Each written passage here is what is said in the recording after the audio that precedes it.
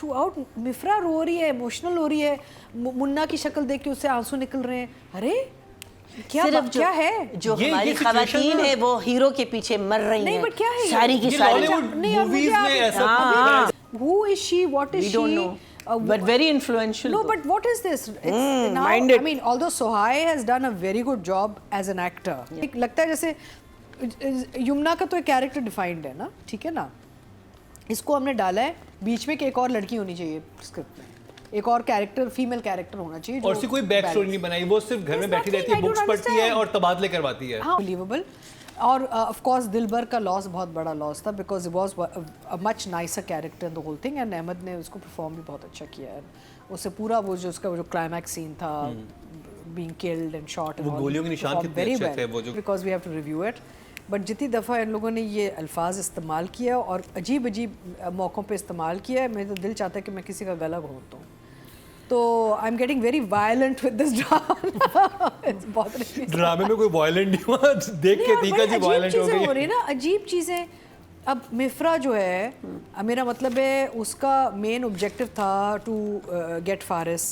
Suddenly Mifra is now in love with Munna and saying things like अपने uncle को कह रही है कि he is a book to read. क्या मतलब है यार, तुम एक दफ़ा ज़िंदगी में मिली हो सादे से, डायरेक्टर का तुमसे ज़्यादा उसमें वो जो डायरेक्टर के शॉट्स थे ज़्यादा काम थे then compare to what the जुमलाज वर इन दैट सीन।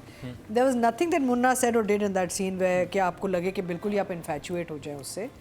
और फिर थ्रू आउट मिफ्रा रो रही है, इमोशनल हो रही है, मुन्ना की शक्ल देख के उससे आंसू निकल रहे हैं। अरे क्या है जो हमारी खवातीन है वो हीरो के पीछे मर रही हैं। नहीं बट क्या है सारी की सारी मूवीज में ऐसा समझ में आया कि what is Mifra's role in this whole play यार। I mean who is she, what is she, but very influential. No but what is this, it's now I mean although Sohai has done a very good job as an actor, she's looking good, she's performing it well, but the characters just unbelievable ना, कि क्या है, क्या ये कौन है। एक लगता है जैसे यमुना का तो एक कैरेक्टर डिफाइंड है ना, ठीक है ना, इसको हमने डाला है बीच में कि एक और लड़की होनी चाहिए स्क्रिप्ट में, एक और कैरेक्टर, फीमेल कैरेक्टर होना चाहिए और उसकी कोई बैक स्टोरी नहीं बनाई, वो सिर्फ घर में बैठी रहती है, बुक्स पढ़ती है और तबादले करवाती है। हाँ, और मेरा पता उसकी एजेंडा भी क्लियर नहीं है और एकदम से वो लुढ़क गई है एक और बंदे पे बिकॉज पता नहीं उसकी शक्ल उसको अच्छी लग गई है कि क्या हो गया। There was no justification as to why she is fallen for Munna now, you no.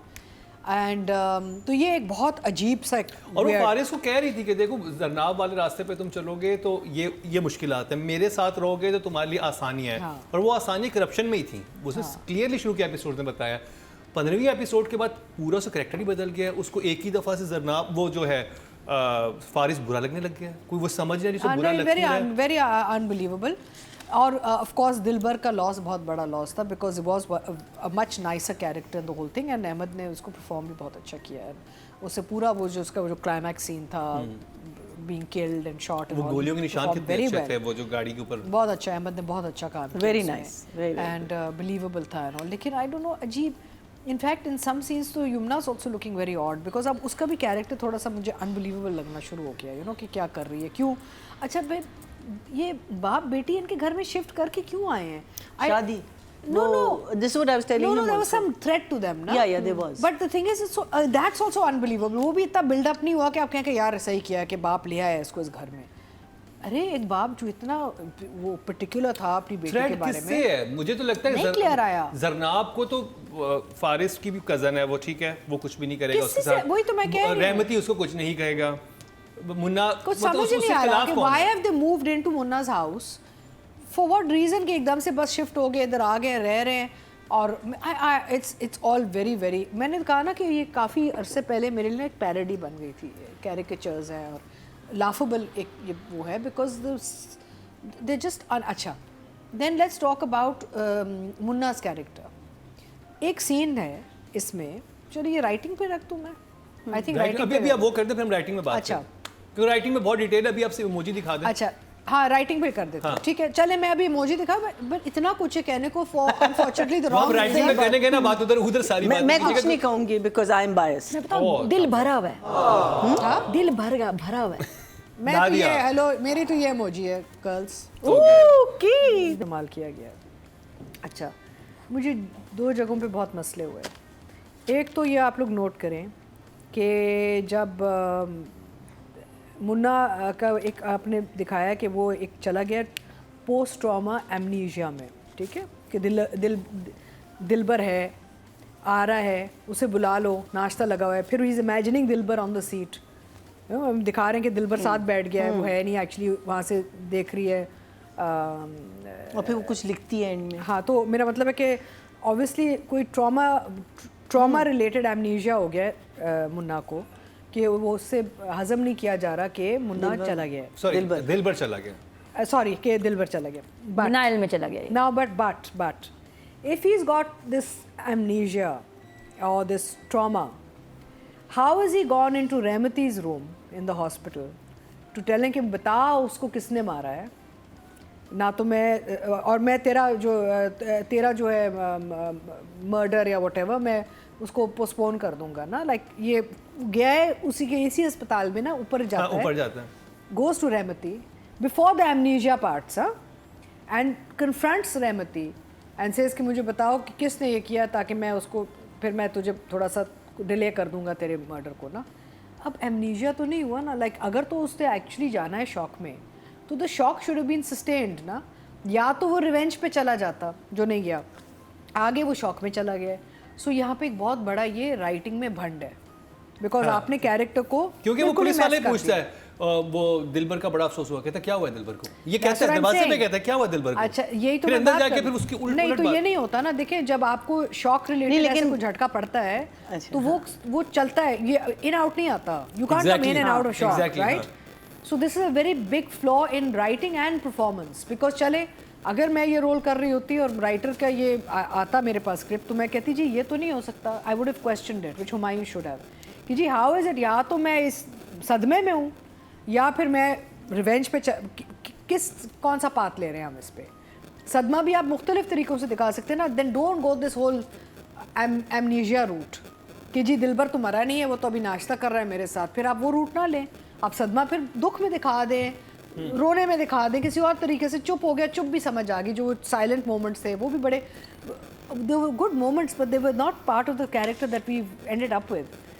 एक तो वो, दूसरा पॉइंट ये कि I mean there so many points, there so many flaws in the writing कि आई फील सैड कि we have to go this route, because Mifra is a character which ना पहले समझ आई ना अब समझ आ रही है कैरेक्टर, अब तो बिल्कुल ही हाथ से निकल गई ना, अब पता ही नहीं उसका एजेंडा ही क्या है, कौन थी, कहाँ से आई हैं, कहाँ जा रही हैं, उनको क्या एजेंडा है, एकदम से क्यों एकदम से अपना उसने वो लॉयल्टी चेंज कर दी है, समझ नहीं आ रहा। इश्क हो गया, नहीं वो इश्क किस चीज़ पे, आई मीन चले, I mean Humayun's handsome and well maintained, but besides that the character is not saying much, right.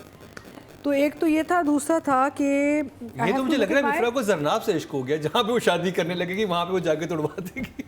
Munna से भी हो सकता है। What I'm trying to say is कि वही जैसे father and daughter moving in, unbelievable writing. I mean the writing has become quite mediocre because समझ ही नहीं आ रही कि कैरेक्टर्स जा किधर रहे हैं। अच्छा डायरेक्टर भी फिर कितना करे, I mean आप आगे पीछे कर सकते हैं, लेकिन पूरे अगर आपका एक पूरा I mean how much can the director play with it?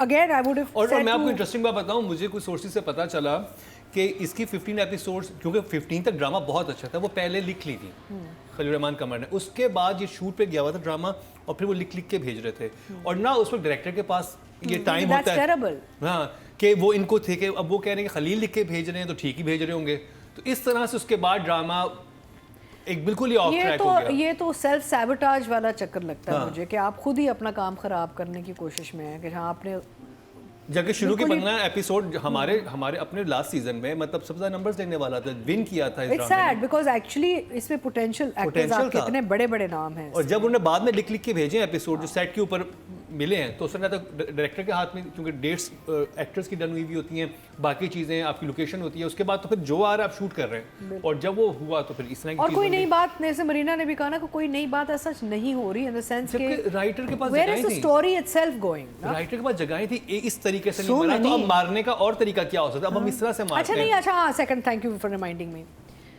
आप मुझे बताएं कि ये शूटर्स को कैसे पता था कि चले लेट्स अज्यूम फॉर 5 मिनट्स कि वो जो बॉस का फोन आया है was a setup to get into the car, क्योंकि उसको होता है दिलबर, क्योंकि वो मुन्ना को भी होता है बट मेरी बात सुने, इनको कैसे पता कि दिलबर उसको गाड़ी में लेके जाएगा?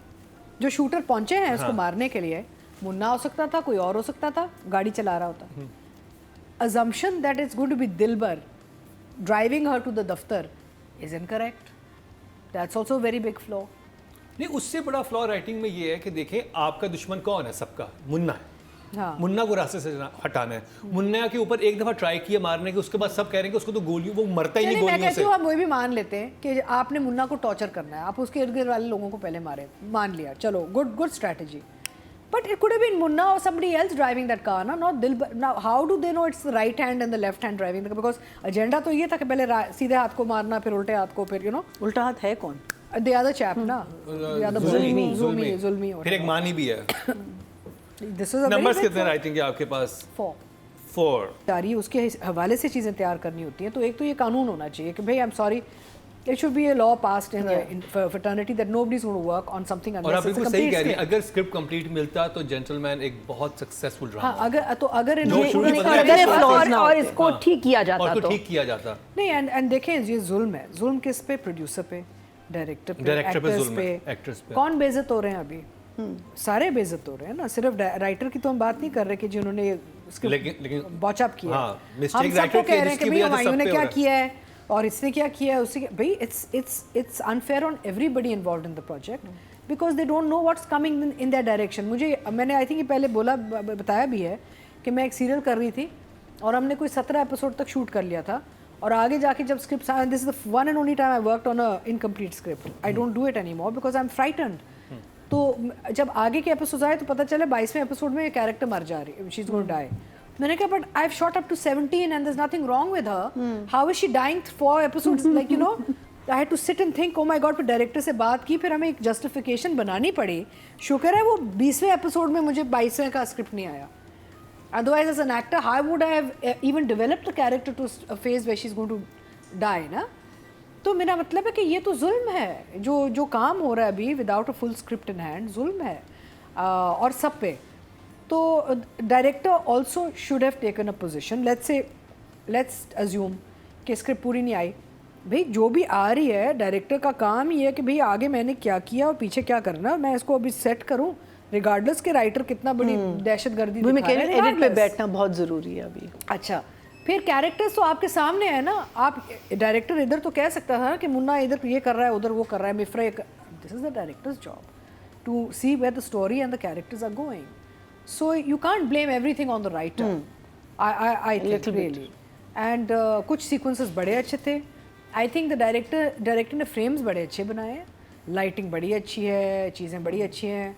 अदनान सिद्दीकी के बालों में जो क्लिप्स नज़र आए वो मुझे समझ में नहीं आया. पहले तो मैंने सोचा शायद एक स्टाइल बनाया उनका, फिर नेक्स्ट सीन में मैंने देखा वो कटे थे तो एक कंटिन्यूटी जंप थी ऑब्वियसली, जो एम्बुलेंस में लाते हैं फारिस से मिलने. और वो अच्छा, फिर शराब, वो एक क्लियर ग्लास में आप सफ़ेद कोई लिक्विड दिखा रहे हैं, नीचे लिखा है alcohol is dangerous to health. I could have thought is नींबू पानी और जूस और वाटर और आपने जो लिखा है या तो डायलॉग था ना कि आज तो मैं भी पीऊंगा और तुम भी पियो, अपना गम गलत करो. नहीं, या तो कुछ एस्टैब्लिश करें कि कोई बोतल पड़ी है कुछ ना. But the point is that there were so many things that didn't make, सर पैर समझ नहीं आया. 4 4 क्या